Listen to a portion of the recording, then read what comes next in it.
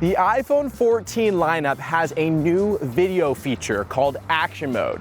This is a stabilization mode that promises smoother video by adjusting to significant shakes, motion, and vibrations when shooting actions. Now this feature is appealing for a few reasons, right? You can leave that gimbal at home, you don't have to carry that extra hardware, and possibly could the iPhone replace your action camera? We're gonna find out today. I am in beautiful New York, specifically Central Park, and I'm gonna be swimming today, climbing, running, testing out Action Mode to help you figure out if this feature alone could be worth upgrading to the new iPhone 14 lineup. I've also brought along a GoPro Hero 11, that way we can watch the footage side by side. So I'm in my Action Mode gear. Who doesn't want to wear athleisure wear to work? Comfy. All right, let's get to it.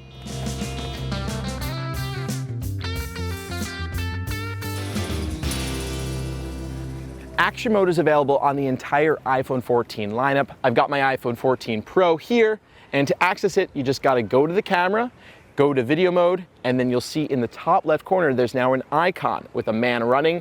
You tap that on, Action Mode illuminates, and there you go. What you'll notice first is that it goes right to the ultra-wide camera. Not just that, it also crops in the image. You can still use the main cameras, of course, and up in the top right corner, you'll see that says 2.8K. That is the max resolution that the iPhone can shoot in Action Mode. You've also got 30 for the frames per second. It can shoot in 60 and 24 as well. For the purposes of this video, we'll be shooting in 60 frames per second. The first thing I want to test out is walking, and we honestly may not see much of a difference because the iPhones already had great stabilization and walking isn't that intense, but of course there's a little bit of a hop, so let's go on a walk. This first example isn't super impressive, but don't worry, we're getting there. Here we've got Action Mode on and off. On the left, you can see a little more bounce, but it's not super noticeable.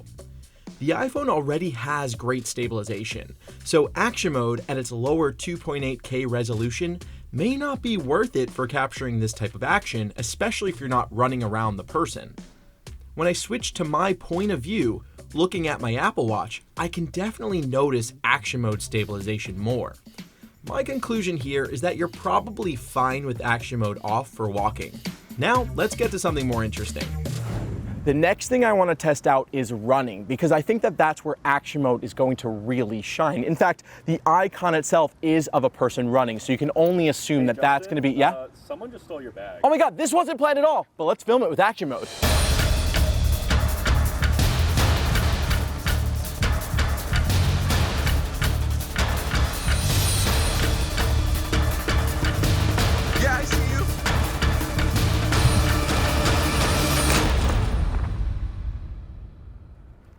That's what you get. And I would have gotten away with it too if it weren't for that rotten Action Mode. Let's continue. Here's what it looked like behind the scenes.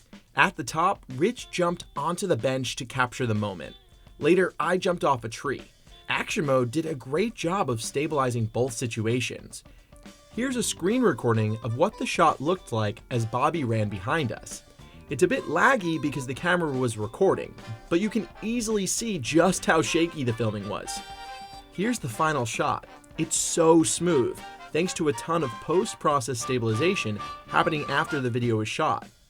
Let's try another running test. I ran around the reservoir twice, once with Action Mode on and once with it off. Can you guess which one has it on? If you guessed the left side, you're correct. On the right side, you can easily tell when my feet are hitting the ground. Now take a look at this one filmed horizontally. The video on the left is using Action Mode.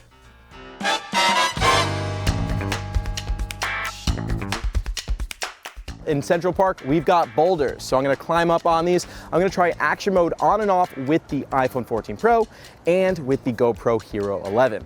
Let's see how it looks. Here's a look at Action Mode shot at 60 frames per second on the ultra-wide lens. There's a wide shot in the corner so you can get the full scope of my movements. As I'm running down the boulders, you can see just how shaky the camera is on my chest. The stabilization is doing a great job at minimizing the jerkiness. The iPhone captures a super smooth shot as I climb back up. Let's compare it side by side with Action Mode turned off. Here, you can easily see the difference in resolution. The rocks definitely have less texture on Action Mode. That aside, it's apparent, especially when I jump off the rocks, at just how much stabilization is going into play.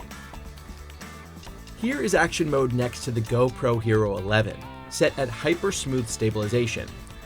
The GoPro's 4K footage is much sharper and the color seems to be significantly more saturated. The stabilization is pretty comparable, but it's hard to tell since these are different takes. Don't worry though, we'll shoot them in the same take in just a bit. The GoPro has an obvious advantage because of how wide it can shoot. In this clip, we're using the linear setting, which is already wider than action mode. The GoPro can get even wider with its 12mm hyperview lens, which is great for action scenes like this. Next up, let's do a vlogging test because a lot of people use their action cameras for vlogging. Now there is an advantage with the GoPro Hero 11 because it's got a playback screen right on front, so I can see myself. There is a workaround with the iPhone 14s. You can wrap around an Apple Watch on them and you'll actually be able to use the camera app on the Apple Watch to see what the cameras are seeing. So let's climb up this hill and compare the stabilization. The GoPro's wide shot looks great and has a much more crisp 4K resolution. So it's probably worth turning action mode off to get a wider shot and higher resolution if you're just walking. I love this city. Now when it comes to an action camera, you're gonna have access to an entire library of accessories because that's what an action camera like the GoPro Hero is for. Taking it surfing, motorcycling, mountain biking. I have some accessories here. Now, for example, this head mount is not gonna work with an iPhone 14. I've tried using iPhones with this and they kind of just fall down. Now, this accessory does work. I used it before, it's the chest mount, I used it bouldering, and I wanna go test it out now biking. Now it's time for the ultimate test, the cobblestone test. This road is full of bumps. We're gonna hop on this bike, go down the block, try on action mode, then throw in the GoPro Hero 11. Let's try it out. Biking is a popular use for action cameras, so this test was mandatory. At first glance, you can appreciate the wide view and resolution of the GoPro.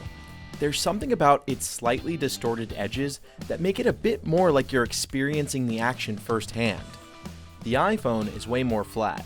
When I hit the big bumps on the ground, the iPhone has some very visible blur and unsteadiness. The GoPro handles it just fine. Here's another angle. You can see some very visible stutter in the iPhone's footage, and the GoPro is just fine. My conclusion here is if you're going to be biking off-road or on a bumpy path, an action camera is probably the way to go.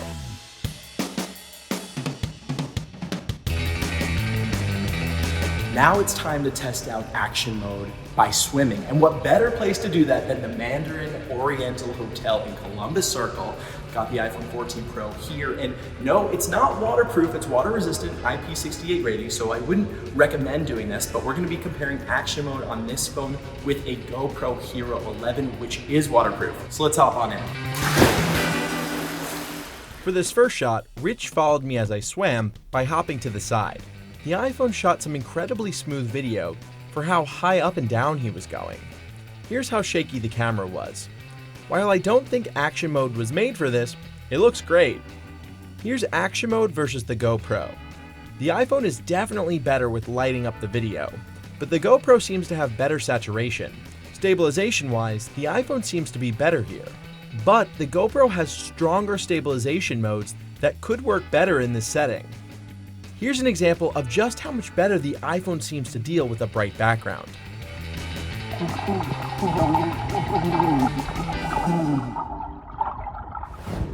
One major downside of action mode, besides its crop and 2.8K resolution, is that it requires a lot of light to shoot with. A message will appear on the screen saying more light required when the setting isn't lit well enough. This will be more of a challenge with the iPhone 14, which has a smaller sensor than the 14 Pro. You can still shoot in low light, but the phone will decrease the stabilization to optimize for less bright scenes. You'll need to turn the ability on in settings. And I was surprised by just how much light action mode needs to run at its best. My apartment seems to have a pretty ample amount of light, but action mode still requested more.